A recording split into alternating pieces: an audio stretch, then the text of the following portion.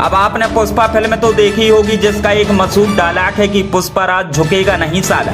लेकिन यहाँ की तो पुलिस कह रही है साहब कि हम भी नहीं झुकेंगे और हम तो लकड़ी की तस्करी करेंगे, कोई भी सामने आ जाए हम नहीं झुकेंगे, मतलब नहीं झुकेंगे। अब यह खबर को सबूत सहित तस्वीरों में आप साफ साफ देख सकते हैं कि कैसे जेल के वाहन में रखकर लकड़ी की तस्करी की जा रही है। भाई गजब है प्रशासन, गजब है यहाँ के अधिकारी। किस अधिकारी के यहाँ सोफा पलंग फर्नीचर पेटी बेटी बननी है हमें नहीं पता, लेकिन हमें इतना जरूर पता है कि अब जेल वाहनों में लकड़ी की तस्करी की जा रही है। खबर बेहद रोचक है। खबर मध्य प्रदेश के सागर के बंडा थाने से आई है, जहां पर बंडा पुलिस का यहां पर और सागर के वन विभाग के मिले अधिकारियों की भगत से जेल वाहन में लकड़ी की तस्करी रखकर की जा रही है। लकड़ी पूरी सागौन की है, इसमें कोई दो मत की बात नहीं है। लेकिन अब यह लकड़ी किसके यहाँ जा रही थी, यह तो सवाल गुरु जरूर उठ रहा है। अब पूरी खबर जरा सिलसिलेवार सुन लीजिए। खबर बताती है कि बंडा पुलिस के जेल वाहन में यह लकड़ी की तस्करी की जा रही थी। पूरी लकड़ियां सागौन की हैं। इस पूरे मामले में वर्दी ने वर्दी का बखूबी साथ निभाया, वर्दी का साथ देने की बखूबी कोशिश की और वर्दी का काम सफल बनाने में सफल भी रही।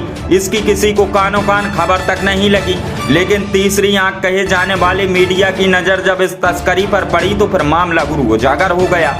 अब पुष्पा फिल्म की तर्ज पर तस्करी को यह अंजाम दिया जा रहा था, लेकिन यहाँ तो रियल लाइफ में पुष्पा का किरदार बंडा के थाना प्रभारी और उनकी टीम निभा रही थी और शेखावत का किरदार वन विभाग के सायगढ़ के जो रेंजर हैं उनकी टीम निभा रही थी। बस अंतर इतना था कि यहाँ वर्दी की तस्करी पकड़ने आ गई। बीती 1 अप्रैल की रात्रि 9:30 पर सायगढ़ से बंडा जेल वाहन में सागौन की लकड़ी भरकर बंडा की ओर जा रहा था, जिसकी सूचना वन विभाग के अधिकारी रेंजर अंजू वर्मा को लगी।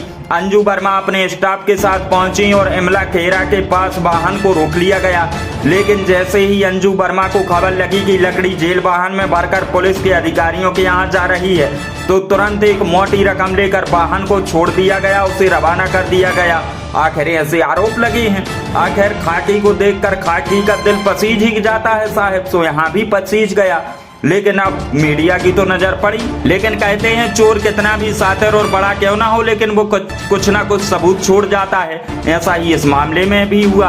और जो गुप्त सूत्रों ने बताया खाकी वर्दी के द्वारा किए गए काले कारनामे की खबर लगी, तो फिर पूरी तहकीकात तक लोग गए और इस पूरे मामले में दूध का दूध और पानी का पानी हो गया। अब खाकी वर्दी को शर्मसार करने वाले पूरे सबूतों के साथ यह बात उजागर हो गई है।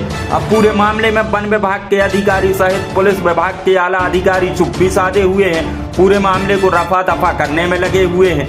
लेकिन कुछ प्रश्न तो उठते हैं जिनका जवाब शायद किसी के पास नहीं है। प्रश्न यह उठता है कि आखिर जेल वाहन में रखकर यह शुद्ध सागौन की लकड़ी कहाँ ले जाई जा रही थी। जब रेंजर अंजू वर्मा ने वाहन को लकड़ी के साथ पकड़ा तो फिर कार्रवाई क्यों नहीं की गई। आखिर यह जो सागौन की तस्करी का गोरख धंधा वर्दी ने मचाकर रखा है, इस गोरख धंधे में कौन कौन लिप्त है, यह भी सवाल उठते हैं। इसके साथ अन्य सवाल भी हैं जिनके उत्तर अब हम तलाशने की कोशिश करेंगे। अतुल विश्वकर्मा, खबर एक्सप्रेस न्यूज, बंडा। श्री बालाजी ज्वेलर्स आपकी खूबसूरती में 4 चांद लगाने वाले सोने चांदी के फैंसी आभूषण। हमारे कारीगरों की खास पेशकश, अपने हर लम्हे को बनाए खास श्री बालाजी ज्वेलर्स के साथ, तो एक बार जरूर पधारें।